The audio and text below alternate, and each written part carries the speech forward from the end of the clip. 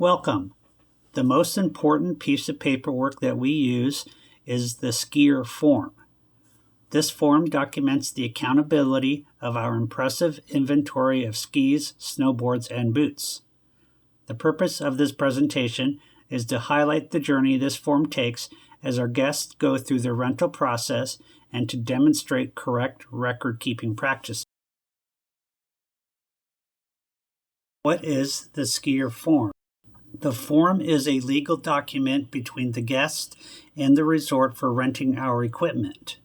The guest provides information that rental associates and technicians use to determine which equipment is required, while associates and technicians use the form to document the specific equipment and settings that are provided to the guest.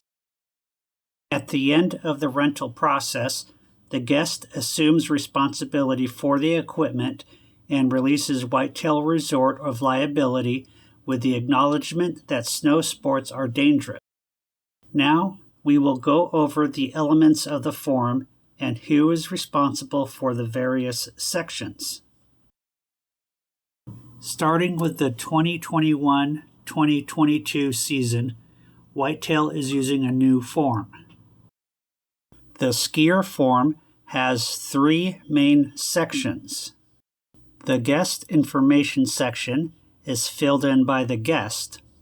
The equipment section filled in by the rental associate and technician, and the legal section where initials and signatures are obtained. Participant information is filled in by the guest.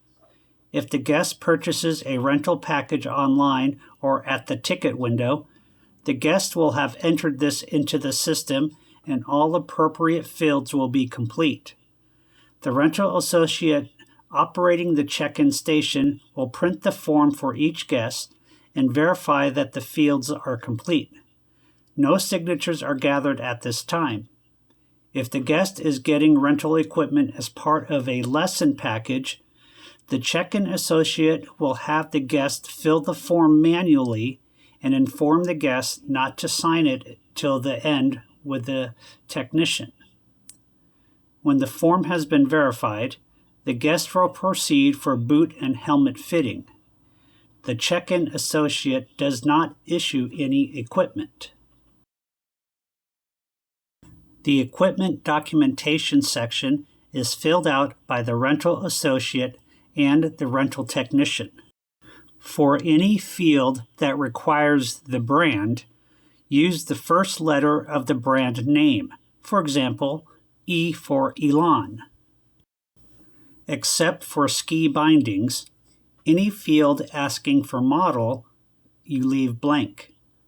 Technicians must annotate the ski binding model, such as ESP 7.5. Serial number fields will vary depending on the equipment type. For skis, snowboards, and helmets, enter the barcode affixed to the asset. For snowboard boots, enter the inventory number labeled on the boot. When entering ski boots, use the number affixed to the cuff or the number written on the heel. Boots are issued in pairs, and under most circumstances, the serial number will be the same. However, if you issue a pair of boots with mismatched serial numbers, you must annotate both numbers and indicate which one is for the left and which one is for the right. Length and size will also vary based upon the equipment. For skis and snowboards, enter the length of the asset. The length can be found on the asset itself or the barcode affixed to the asset. Boot size will be the shoe size for snowboard boots, or the Mondo point size for ski boots. Boot length only applies to ski boots, and it is the sole length. Length is left blank for snowboard boots. Helmet size is the size as it appears on the helmet. If it shows M/L, write down M/L. If it only shows M, annotate M. The associate issuing the boots or helmet will annotate his or her employee number to the right of the equipment box. Binding settings will be documented by the rental technician. All snowboard settings must be annotated. Even though our boards are dual-tipped, the stance must be recorded as well as the stance angle to include the default of 9 and -9. The skier code is obtained from the DIN calculation chart. There are 4 components to the ski binding on which the DIN is set. Therefore, the DIN must be documented for each of the components: left toe, left heel, right heel.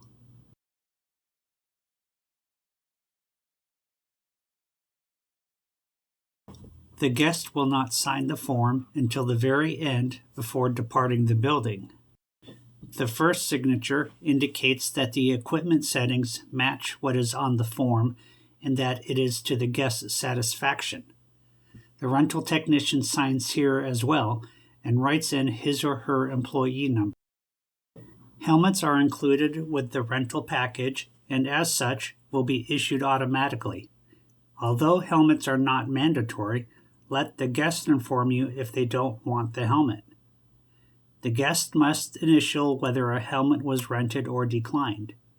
And if a guest has brought their own helmet and they have purchased the rental package, initials should still be obtained that the helmet was declined.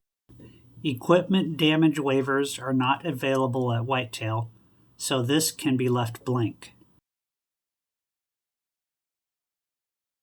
The second signature for the guest is the release of liability.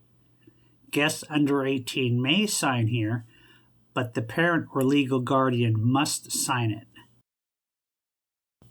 This concludes the overview of the skier form used in the Whitetail Ski and Snowboard Rental Center. In this module, we reviewed the process for correctly filling out the form and who is responsible for each element.